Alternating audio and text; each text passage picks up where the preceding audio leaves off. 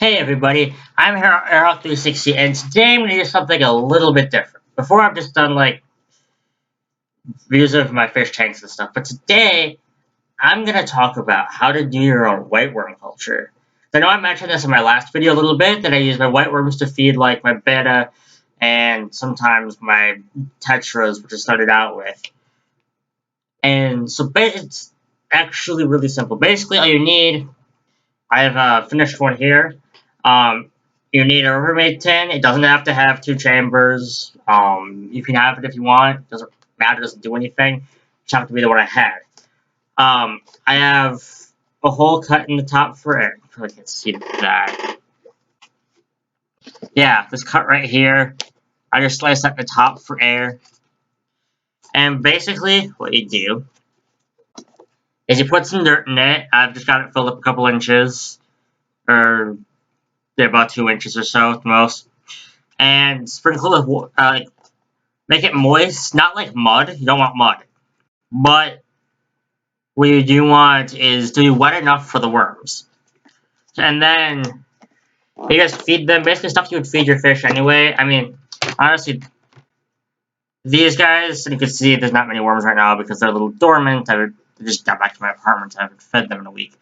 Which, they'll be fine. But basically, I just feed them flake food. Because I have it sitting around, to be honest, and it's a diet supplement. So, quality is good, but the only thing, like, if you want to see, it's this stuff right here that I feed them. Omega-1, freshwater flakes. So, feed that. They'll come out, and then, I mean, this thing can get absolutely crawling with my... Like, advice I've heard is just take it off, take it off the side whenever it gets too full. I must not feed enough because it never really gets to that point. I just kind of pick them out of the dirt and drop them in. A couple from my bed. With these, it used to be more with my ember tetras, but I just had embers. And, see, it's a little cloudy right now because I just did a water change. But, it'll clear up. But like now that I have all those endlers, I don't do that nearly as much because I don't have the worms to supply that anymore. I have all sorts of other kinds of food. If you want to see that, go check out my video, the YouTuber challenge video that I did. And that's pretty much it. I'm making it. Like add water, add food. It's actually really simple. As for getting these, whatever. It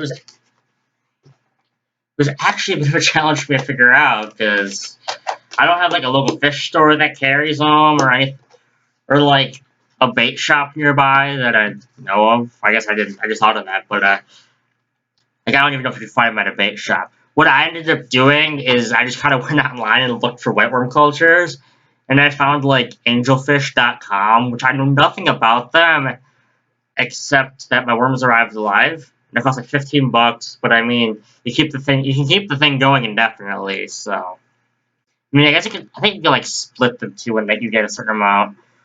I have considerably less experience with this than say Rachel O'Leary, who I learned this from.